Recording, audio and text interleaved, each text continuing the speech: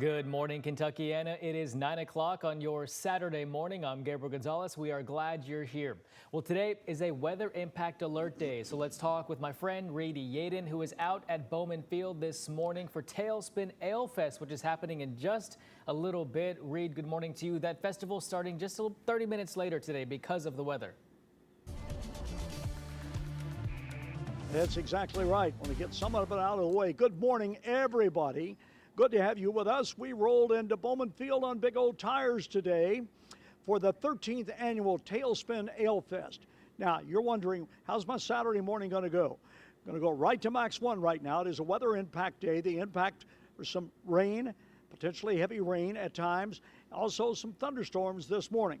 Here is the big picture. Now, I'm going to focus in a little closer. First of all, this line has not been producing any warnings. We've been tracking it all morning. Really probably won't be producing any warnings. It doesn't look like it, but there will be some lightning with it as it gets closer. And along the leading edge, the cold front is trailing it some. In between this and the cold front will be rain that will become more intermittent as the day goes on. Now we'll focus in a little closer here. There you see what's coming toward the metro area now. Again, those are some pockets of heavy rain. There will be some lightning in it. We could see some winds gusting up to 40 miles an hour. We have winds gusting near 30 right now, but again, no severe weather associated with us at this point.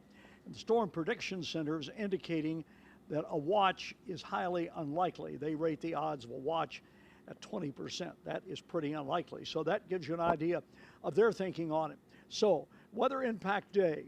Still got some time this morning, particularly those of you in southern parts of the viewing area. Here in the Louisville area, I think the rain is probably within the hour. Okay. It'll come through, and it's going to get a little gusty. 74 is our high today. We're in the low 70s right now. Behind the front, not extremely cold, but 65 degrees tomorrow. We have no watches, no warnings in effect for the viewing area. We do have some gusty winds coming initially as that moves through. Well, we're ready for it. We're ready, Reed. Now, this event doesn't get underway until 2:30 today. 2:30, exactly. That's general admission, and then VIP is 2:30. General admission's 3:30. Right. So I'm wearing sunglasses just to do that. Because you're thinking it's going to be great. Absolutely. Now, and let's let people know there is a charity element to this event. There too. is. That's very important. It's TKO Parkinson's. TKO Parkinson's helps those living with Parkinson's have a better life through exercise, boxing, motor skills. It keeps you going.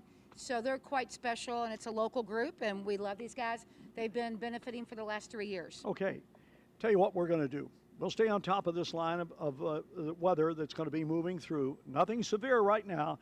Don't think it's going to reach that criteria. It has no indication of that. The event begins at 2:30 today. By that time, the main part of the line will be through. There'll still be some showers left. Right now, we're going to go back to Gabe. Gabe, you bring us up to date on the stories we're working with this morning. All right, sounds good. Thank you, Reed. And with today being a weather impact alert day, be sure to download the free WHAS 11 app. There, our weather team will give you up-to-the-minute alerts, and that all goes directly to your phone.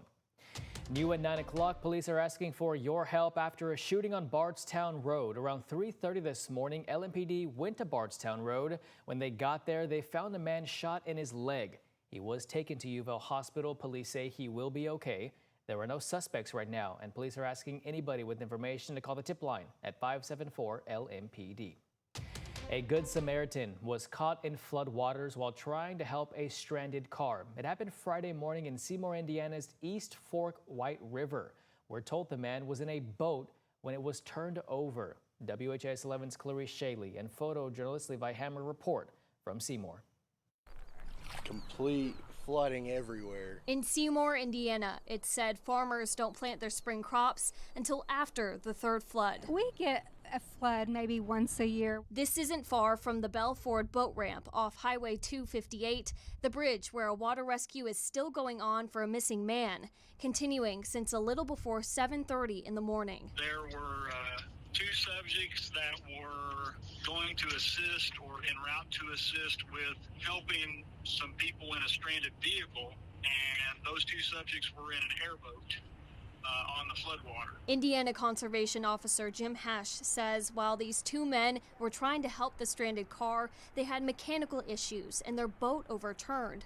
One man made it out of the water, but the other hasn't. Neither of the people that were involved in this incident were wearing a life jacket or had it available to them in the watercraft when the boat capsized. Locals still come out to the roadblock on Highway 258, headed west to Cortland to see the flooding along the East Fork of the White River. Our friend lives in Cortland. We were trying to go out there and see them. Can't even get out there besides going all the way out of town into Columbus. This crop field almost looks like it has a lake in it. We're about a mile away from the East Fork White River, and the water is going all the way up to the backyards of some of these homes. This flooding is normal, but hearing about the water rescue caught their attention. The community around here were very helpful. People don't realize how rough and how swift this river water is right now, and it's very deep in this vicinity. As the search continues, friends think of the cleanup that'll need to happen after the water recedes. It's going to get higher, I'm sure, with the rain, more rain coming. And more rainfall to come. There'll be, April showers bring more floods. Hitting an area that traditionally floods. Clarice Shaley, WHAS 11 on your side. The search will continue today. Jackson County Dispatch told us yesterday evening since March 4th when the flood started, there have been a total of 14 calls for emergency water rescues. 7 of those 14 calls were just yesterday. The judge involved in the trial of a former Letcher County sheriff accused of shooting and killing a judge in his chambers has denied a request to step aside from the case. Former Sheriff Sean Mickey Steins is facing murder charges after police say he killed District Judge Kevin Mullins in September of 2024.